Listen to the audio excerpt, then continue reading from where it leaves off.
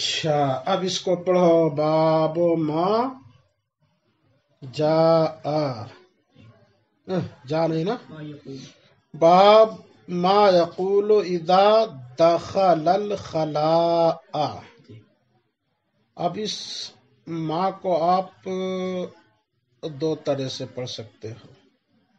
ایک استفہامیہ بھی اور دوسرا یہ ہے صلہ بھی مان سکتے ہو، موصول بھی. تو جب موصول مانو گے تو اس صورت میں اس کا ترجمہ یہ ہوگا کہ باب ما، باب مضاف بنے گا. ترجمہ یہ ہوگا اس چیز کا بیان، ہے نا، جو چیز کہے جب داخل ہو بیت الخلاء میں.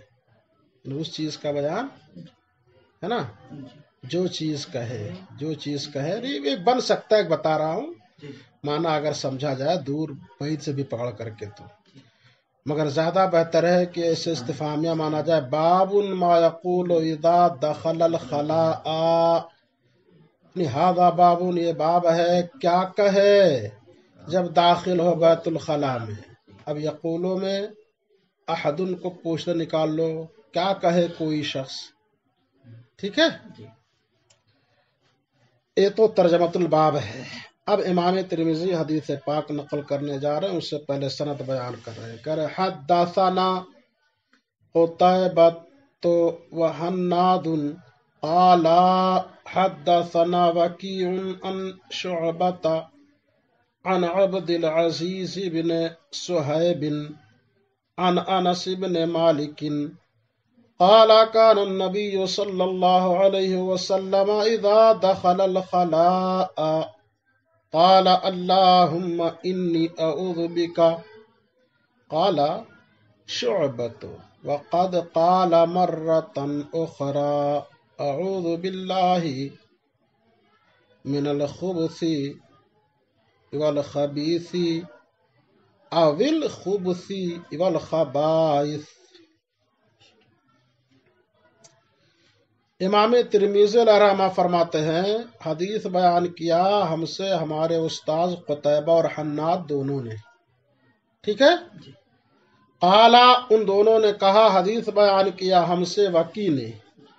وہ روایت کرتے ہیں شعبہ سے، وہ روایت کرتے ہیں عبد العزیز بن صہیب سے، وہ روایت کرتے ہیں صحابی رسول حضرت انس بن مالک سے. انہوں نے کیا کہا؟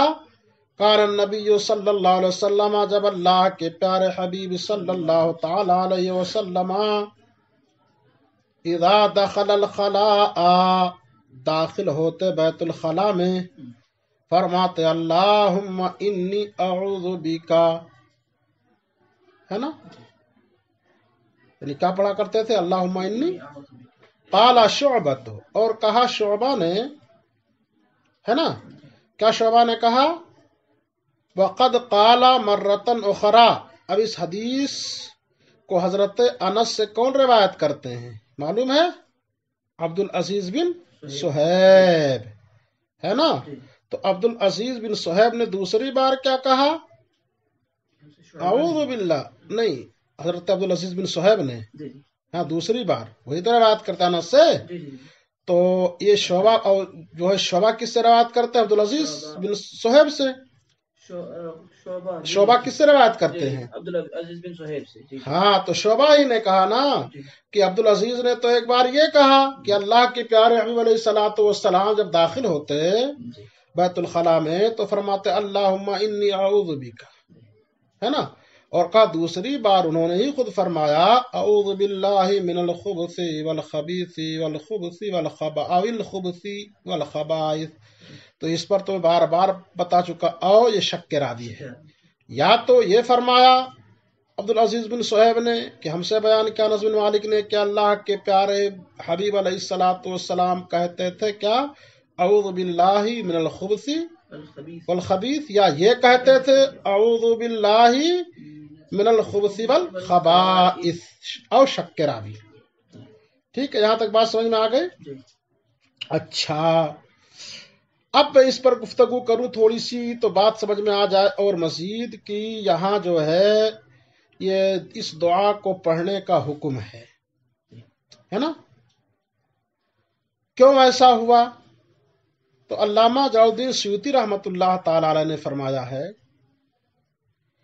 کیونکہ وہ جگہیں خالی ہوتی ہیں اور خالی جگہوں پر جن و شیاطین کا قبضہ ہو جاتا ہے، تو ان کے شر اور فتنے سے بچنے کے لیے حدیث پاک میں یہ دعا ارشاد فرمائی گئی، ٹھیک ہے، تاکہ جب بندے مومن اسے پڑھ لے گا تو ان کے شر فتنے سے محفوظ رہے گا۔ اب خبث اور خبائث یہ کیا چیز ہے، ٹھیک ہے، اور ان کا معنی کیا ہے؟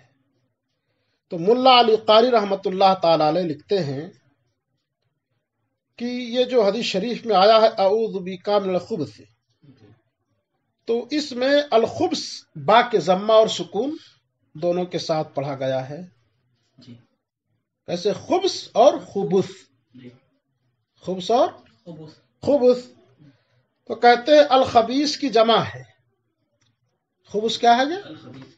الخبیث کی جمع ہے، اور خبیث کا مطلب ہے تکلیف پہنچانے والا جن اور شیطان۔ یا شک راوی ہے، کیا میرے آقا نے فرمایا، یا تو یہ فرمایا اعوذ باللہ من الخبث والخبیث، یا اعوذ باللہ من الخبث والخبائث، ٹھیک ہے۔ تو خبائث کے تعلق سے لکھتے ہیں کہ خبیثہ کی جمع ہے، کس کی جمع ہے یہ؟ الخبائث الخبیثتوں کی، جس کا معنی شیطان، مرد اور عورتیں ہیں۔ اور ایک روایت میں یہ بھی بیان کیا گیا ہے کہ اگر خبث بسکون با پڑھیں تو اس سے مراد کیا ہے؟ کفر، شر، فجور، یا مطلقاً مکروہ چیز مراد ہے۔ یہ کون لکھتے ہیں؟ ملا علی قاری رحمۃ اللہ تعالی علیہ مرقات المفاتیح کے اندر۔ اور خبائث سے مذموم افعال، خراب عادتیں، غلط عقائد اور کمزور احوال مراد ہیں۔ یہ تو ہو گئی بات گفتگو کس پر؟ خبث اور خبائث پر، ٹھیک ہے۔ آگے امام ترمذی علیہ الرحمہ فرماتے ہیں فی الباب عن علی وزید بن ارقم وجابر وابن مسعود رضی اللہ تعالی عنہم اجمعین، ہے نا، یہ میرے کہہ رہا ہوں۔ اور اس باب میں ہے نا حضرت علی سے بھی روایت ہے، اور زید بن ارقم سے بھی روایت ہے، اور جابر سے بھی روایت ہے، اور حضرت عبداللہ ابن مسعود سے بھی روایت ہے رضی اللہ تعالی عنہ۔ اب آگے سنو، امام ترمذی کہتے ہیں قال ابو یوسف، کہا ابو عیسیٰ نے، حدیث انس اصح شیء فی ھذا الباب، کیا کہا؟ ہاں بولو، حدیث انس اصح شیء فی ھذا الباب واحسن حدیث، ہاں، حضرت انس رضی اللہ تعالی عنہ کی حدیث، ان سے بھی روایت ہے نا، جی، جو پہلے تو شروع میں انہی سے روایت کو نقل کیا نا، جی، امام ترمذی نے انہی کی حدیث لی ہے نا اس کتاب کے اندر۔ جی، تو کہتے ہیں انس رضی اللہ تعالیٰ عنہ کی حدیث اس باب کی دیگر روایات سے اصح اور احسن ہے۔ اس پر میں گفتگو کر چکا ہوں جی، کہ اصح اور حسن سے یہاں کیا مراد ہے، ٹھیک ہے۔ اب پھر کہتے ہیں کہ زید بن ارقم ہے نا، جی، کیا زید بن ارقم کی حدیث ہے نا، جی، ان کے سند میں اضطراب ہے۔ ان کے سند میں کیا ہے؟ اضطراب، کیا اضطراب ہے؟ تو کہتے ہیں روا ہشام الدستوائی و سعید بن ابی عروبۃ عن قتادہ، ہے نا، روایت کیا ہے کس نے؟ زید بن ارقم کی سند میں کس نے روایت کیا؟ ہشام دستوائی اور سعید بن ابو عروبہ نے، کس سے؟ قتادہ سے۔ ہے نا. اس حدیث کو کس سے روایت کیا ہے؟ قتادہ سے. تو اب اضطراب کہاں ہے وہ آپ سمجھ لیں. تو کہتے ہیں اضطراب جو ہے اس بارے میں ہو گیا ہے کہ قتادہ کے شیخ کے بارے میں ہے نا دونوں نے اختلاف، دونوں بزرگوں کے اندر اختلاف ہو گیا ہے، کیونکہ دونوں تو روایت کرتے ہیں کس سے؟ ہشام دستوائی بھی اور سعید بن بات سمجھو کس سے روایت کرتے ہیں؟ قتادہ سے. مگر قتادہ کے شیخ کے بارے میں ہے نا دونوں میں اختلاف ہے. کیا اختلاف ہے؟ تو کہتے ہیں قال سعید القاسم بن اوف شیبانی ان زید بن ارقم. ہے نا سعید نے کہا، کیا کہا سعید نے؟ کہ قتادہ نے روایت کی کس سے؟ قاسم بن اوف شیبانی سے، اور وہ روایت کرتے ہیں زید بن ارقم سے. ٹھیک ہے. اور کہا ہشام نے، دونوں روایت کی ہے نا قتادہ سے. تو کہہ رہے کہا ہشام نے، کیا کہا ہشام نے؟ کہ قتادہ نے ہے نا کیا کہتے ہیں زید بن ارقم سے روایت کی ہے. کس سے روایت کی ہے؟ تو اب یہاں پر اضطراب کہاں ہوا؟ اضطراب سمجھتے ہیں کسے کہتے ہیں؟ حدیث یا سند میں اضطراب کا مطلب یہ ہے کہ کمی یا زیادتی، ہے نا، کہ یا تو متن میں کمی زیادتی ہو جائے یا جو ہے کیا کہتے ہیں سند میں. تو اب سند میں یہاں کمی زیادتی کہاں سے ہو رہی ہے؟ کمی زیادتی کہاں پر ہو رہی؟ بات سمجھ میں آ رہی ہے؟ کمی زیادتی یہاں پیدا ہو رہی ہے کہ جیسے سعید نے کہا نا، سعید نے کہا کہ قتادہ نے روایت کی قاسم بن اوف شیبانی سے، اور وہ روایت کرتے زید بن ارقم سے. ٹھیک ہے. مگر ہشام نے کہا کہ قتادہ جو ہے روایت کرتے ہیں زید بن ارقم سے. تو زید بن ارقم اور قتادہ کے درمیان سعید کی روایت میں جو ایک واسطہ آ رہا تھا کس کا؟ قاسم بن اوف شیبانی کا. تو حضرت ہشام جو ہے قاسم بن اوف شیبانی کے واسطے کے بغیر جو ہے حضرت زید بن ارقم سے روایت کر رہے ہیں، واسطہ بیچ میں لائی نہیں رہے ہیں. تو اب یہاں کمی زیادتی ہو گئی کہ نہیں ہو گئی؟ اب شیخ کا بارے میں اختلاف ہو گیا کہ نہیں ہو گیا؟ ہو گیا نا. کیونکہ ایک روایت سے یہ ثابت ہو رہا ہے کہ قتادہ کے شیخ کون ہیں؟ قاسم بن اوف شیبانی، اور وہ روایت کرتے زید بن ارقم سے. قاسم بن اوف شیبانی کے شیخ کون ہے؟ زید بن ارقم ہیں. اور ہشام کی روایت سے یہ معلوم ہو رہا ہے کہ قتادہ کے شیخ جو ہے نا وہ قاسم بن اوف نہیں ہے بلکہ زید بن ارقم ہے. تو شیخ کے بارے میں اختلاف ہو گیا کہ نہیں ہو گیا؟ بات سمجھ میں آئی یہاں کہ نہیں؟ اچھا. اب آگے پھر کہہ رہے ہیں وَرَوَاهُ شُعْبَةُ وَمَعْمَرٌ، اور روایت کیا اسی حدیث کو شعبہ اور معمر نے قتادہ سے. قتادہ ہی سے روایت کی. اور قتادہ کس سے روایت کرتے ہیں؟ نظر بن انس سے. اب آگے پھر اختلاف ہو رہا ہے. دیکھو اب پھر آگے اختلاف کیا ہو رہا ہے. اسی حدیث کو جو ہے اس حدیث کو شعبہ اور معمر دونوں نے کس سے روایت کی ہے؟ قتادہ. اور کس کے واسطے سے؟ نظر بن انس کی سند سے روایت کیا. مگر اب دونوں روایتوں میں کس کے؟ شعبہ اور معمر کے. دونوں روایتوں میں کس میں اختلاف ہو رہا ہے معلوم ہے؟ نظر بن شیخ کے حوالے سے اختلاف ہو گیا. نظر بن انس ہے کہ نظر بن انس کی شیخ کون ہے، ان کے بارے میں اختلاف ہو گیا. تو اب اس کو قال شعبۃ عن زید بن ارقم، کہا شعبہ نے، نظر بن انس نے زید بن ارقم سے روایت کی ہے نا. کیا کہتے ہیں کہ نظر بن انس نے کس سے روایت کی ہے؟ زید بن ارقم سے. شعبہ نے کہا نظر بن انس نے زید بن ارقم سے روایت کی. جبکہ معمر نے کہا ہے کہ نظر بن انس نے زید بن ارقم سے نہیں بلکہ اپنے والد سے روایت کی ہے. تو انس کے مالک کیا کہتے ہیں؟ انس کے والد کون ہیں؟